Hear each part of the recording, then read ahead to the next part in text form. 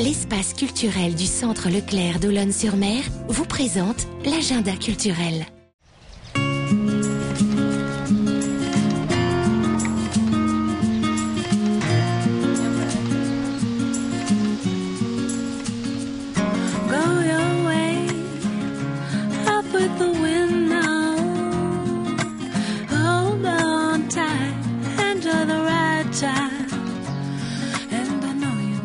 Bonjour à tous, bienvenue dans ce nouvel agenda. Aujourd'hui, nous sommes dans le Marais, à Longeville-sur-Vie.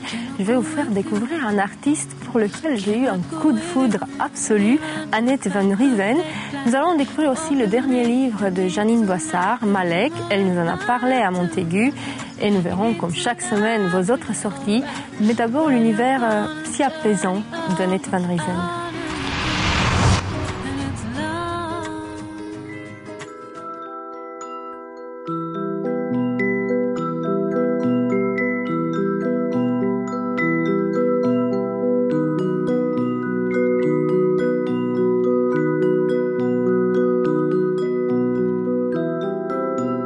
Annette Van Riezen, bonjour.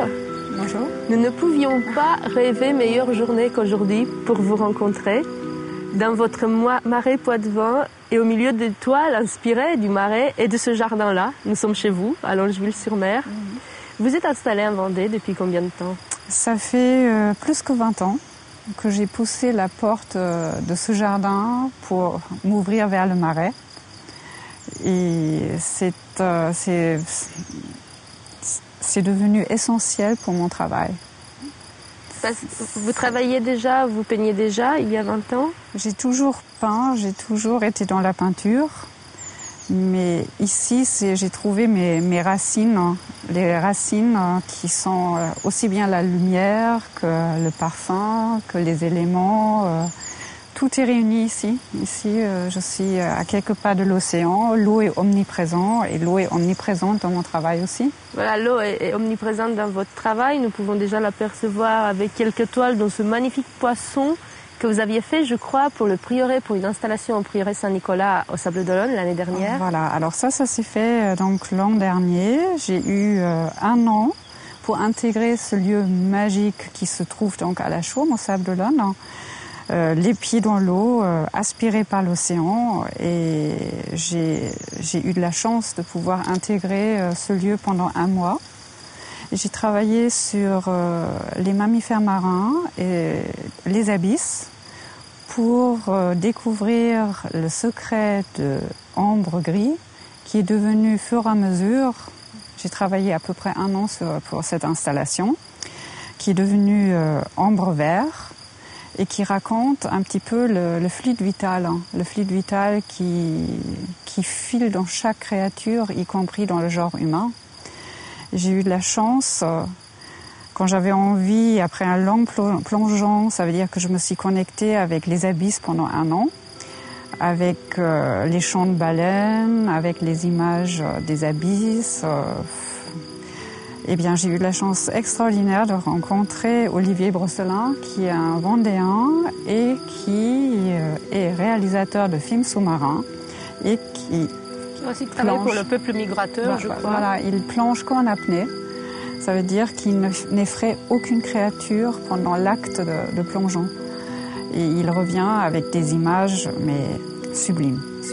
Donc il m'a permis de découvrir en quelque sorte la réalité des profondeurs marines. Vous avez aussi une exposition permanente à Paris. Vous rentrez juste d'une exposition à l'île de Ré. Puis il y a pas mal de choses maintenant parce que, comme je vous ai dit, il y a 2 ans, j'ai décidé de sortir un petit peu de mon univers et de remettre les choses là où elles sont nées, ça veut dire à l'extérieur. Tout d'abord donc dans ce marais Poitevin, au lieu de prendre le circuit classique des galeries à Paris, etc. et ailleurs. C'était tellement une belle expérience qui m'a conduite finalement à évoluer vers l'installation, qui n'est pas du tout un abandon de la peinture, qui cherche juste une cohabitation avec d'autres éléments Et donc, j'installe maintenant. C'est une chose évolutive et itinérante. Ça veut dire que j'ai commencé ici et puis maintenant ça va longer l'océan Atlantique. J'espère un jour que ça va atterrir jusqu'en Afrique parce que je me ressource beaucoup dans les eaux africaines. Vous connaissez bien parce que vous voyagez beaucoup, je crois.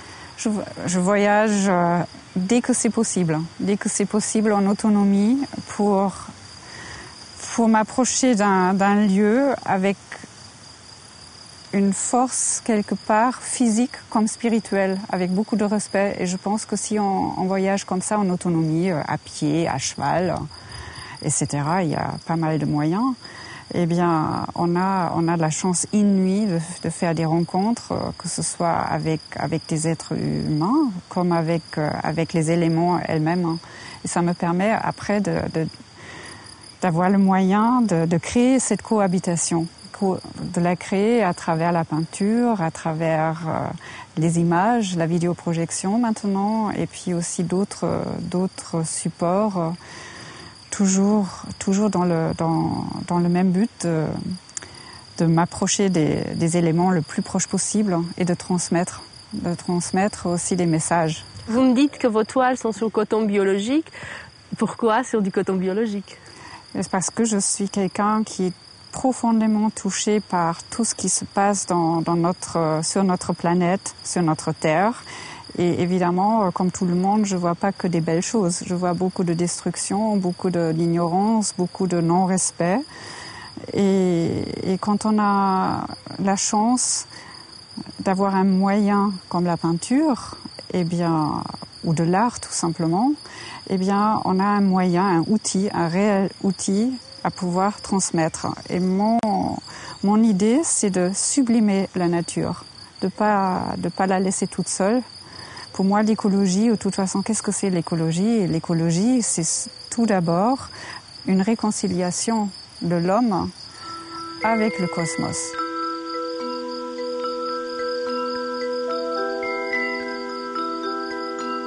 C'est la reine des prés, mais ses origines et ses racines, c'est dans l'eau.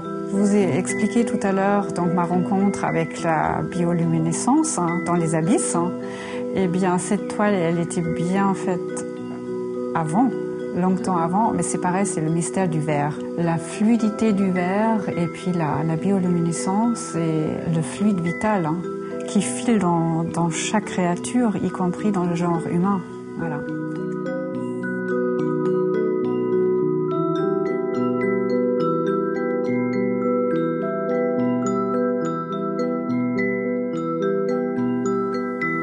De cette petite visite, on comprend mieux pourquoi vous êtes là, la dernière maison avant le marais. Oui. On comprend mieux votre travail et on vous remercie infiniment de nous avoir ouvert les portes de votre maison. C'était un grand plaisir de votre univers. Merci. Et de partager ce moment avec vous.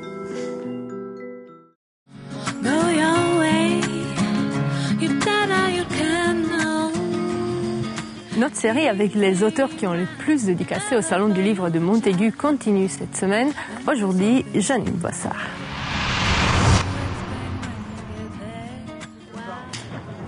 Janine Boissard, bonjour. Bonjour.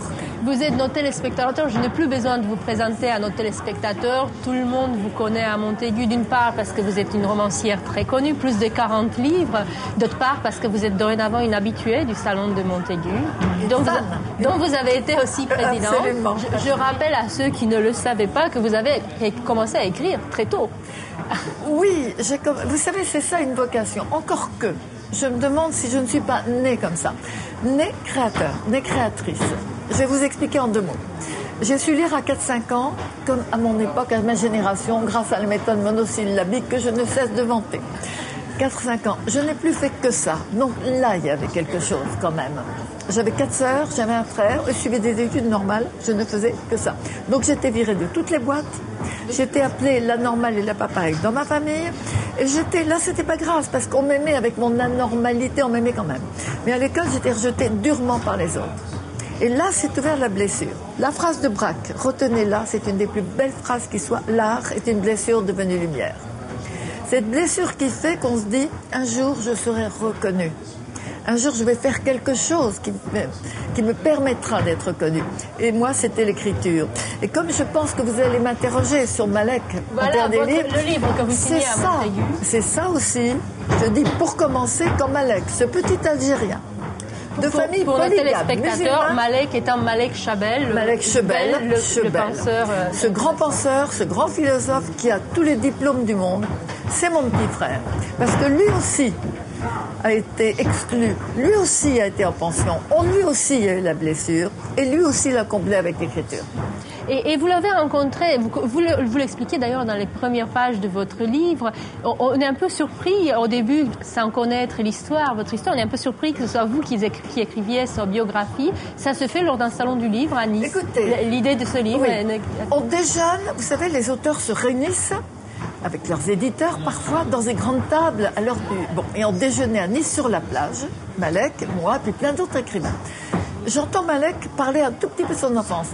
J'ai toujours aimé l'aventure dans l'écriture. Pourquoi est-ce que j'écris une femme en blanc alors que je ne suis pas chirurgien? Pourquoi est-ce que j'écris Marie Tempête alors que j'ai mal au cœur en bateau?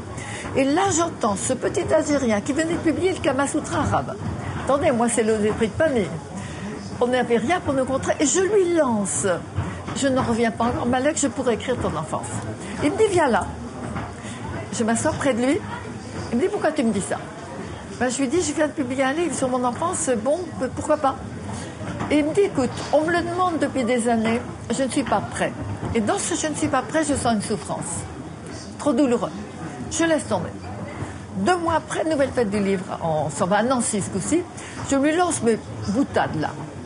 Alors, quand est-ce qu'on l'écrit, cette histoire de ton enfance? Il me dit quand tu veux. Et je vais vous dire.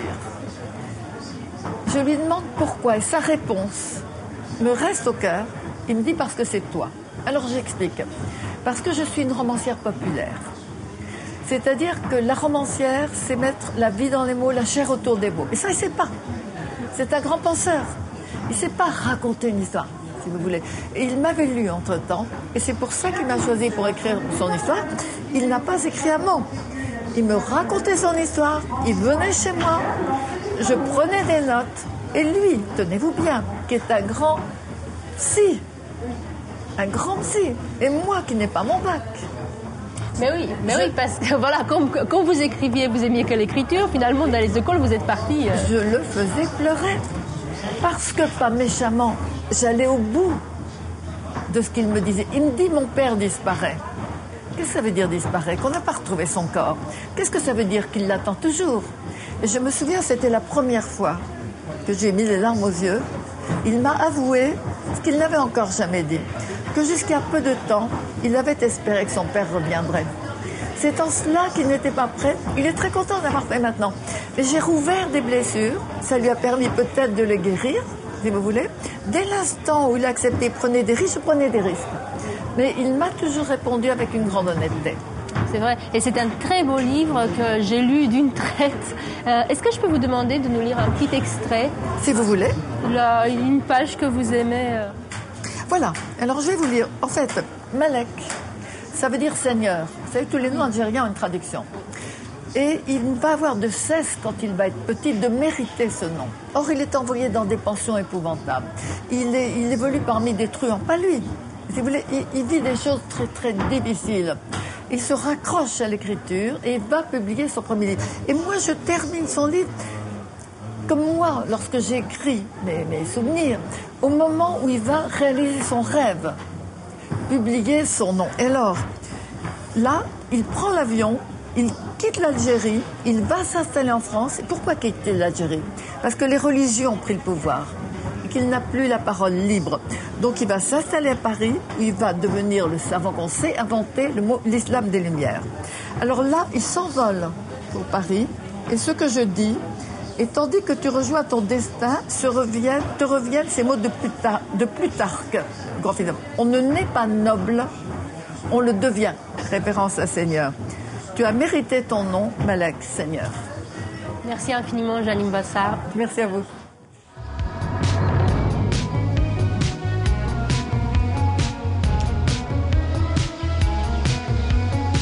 Voyons aussi vos autres sorties cette semaine.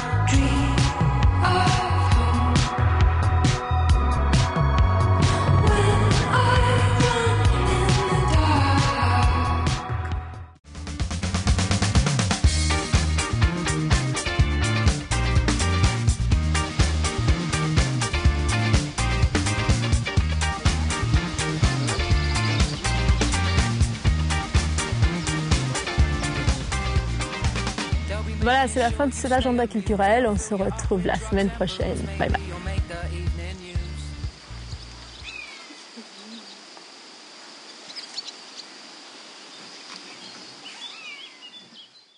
L'espace culturel du Centre Leclerc d'Olonne-sur-Mer vous a présenté l'agenda culturel.